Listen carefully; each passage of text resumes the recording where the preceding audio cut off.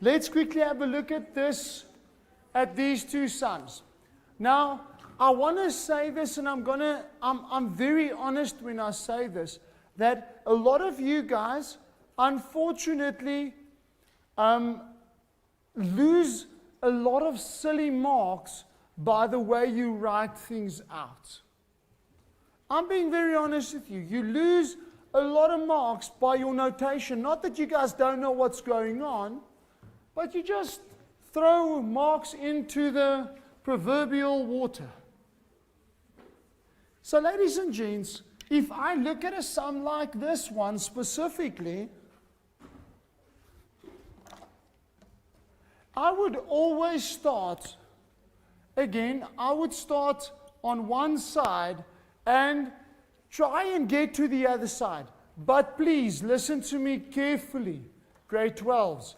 You do not just have to work on one side. You are allowed to work left, right, separate from each other, change on both sides, and get them equal. You are allowed to change both sides. Don't forget it. So if you have a tan left and a tan right, change both of them. You are allowed to do that. I know most of your teachers don't. They start one side, right, sunshine. They manipulate the living daylights out of that thing. Eventually they get to the end and they go, look how easy. And then you guys go, no, I would never. So I advise you work on both sides if need be. So if I look at this left-hand side, I would change sine 2a into 2 sine a cos a. Why would I do that? Look at where I'm going. I don't want the 2a in my answer. I want just an a, so the only way I can do that is by changing it. Now I'm going to change the tan a as well into sine a over cos a, and then minus 2. So now, that cos and that cos divides away, leaving me with 2 sine squared a minus 2. Okay, say again. I wouldn't. Okay, now ladies and gents. Okay, I'm going to do this sum in 2 ways to show you guys what I did. Number one, I would not factorize at all because look at where I want to go. I want to have only causes in there, right? So I'm going to change my sine squared into 1 minus cos squared. Because I look at where I want to go. I don't just all willy-nilly go and do this. I look at where I want to go, and there's no signs in there. So the first method I'm going to do is I'm going to change this to the sine squared into 1 minus cos squared a minus 2. It's not the only way, but it's for me a nice way. Because 2 minus 2, 0. Leaving me with negative 2 cos squared a, which is my right-hand side. Therefore, left-hand side is equal to right-hand side. But what is the second method if I stop there? The second method, ladies and gents, is why don't I change the right-hand side? I'm going to change the right-hand side, the cos squared a into 1 minus sine squared a. Why would I do that? Because now I'm going to try and get the right-hand side the same as the left. So this gives me negative 2 plus 2 sine squared. But that's exactly that. So therefore, left-hand side is equal to right-hand side. I'm doing this method so you guys see I could both manipulate left or right or both, depending on the situation. Okay. Now we get to a lovely question. Question B. Hence or otherwise, determine the values of A for which sine 2A is equal or times by tan A minus 2 is equal to negative 1.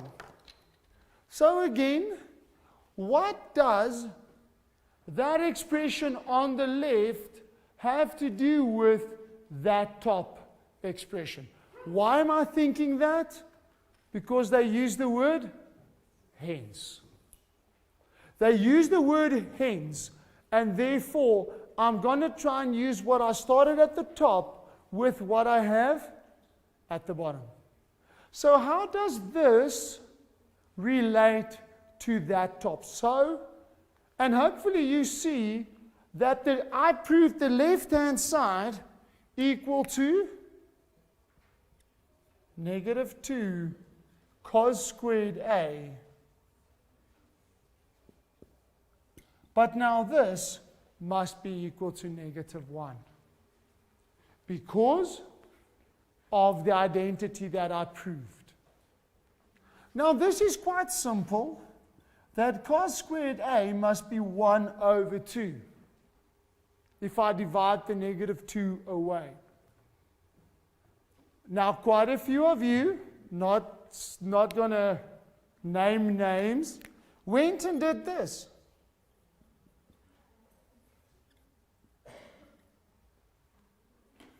Quite a few of you went and did that. And then you called me and you went, "Sir, am I right?" And what was my response? Nope. So hashtag sorry, not sorry. Close but no cigar. What makes it wrong? What makes it wrong?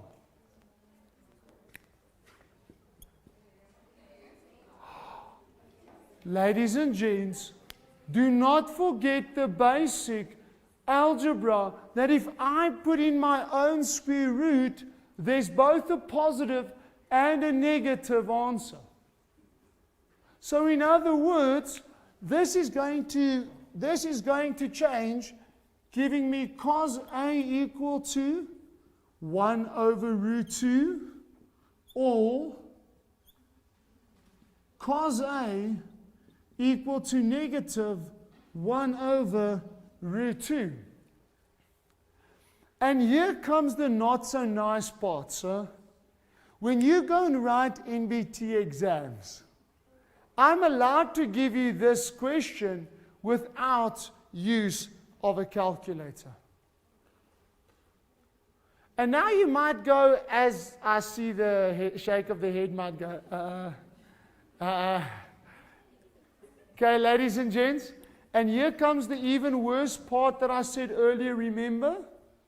In your first year at varsity, no calculator in calculus. That is the not so nice part. But for this, you've got to know that you've got a special angle that is 1 root 2, which is how many degrees? So in other words, A, where is cos positive?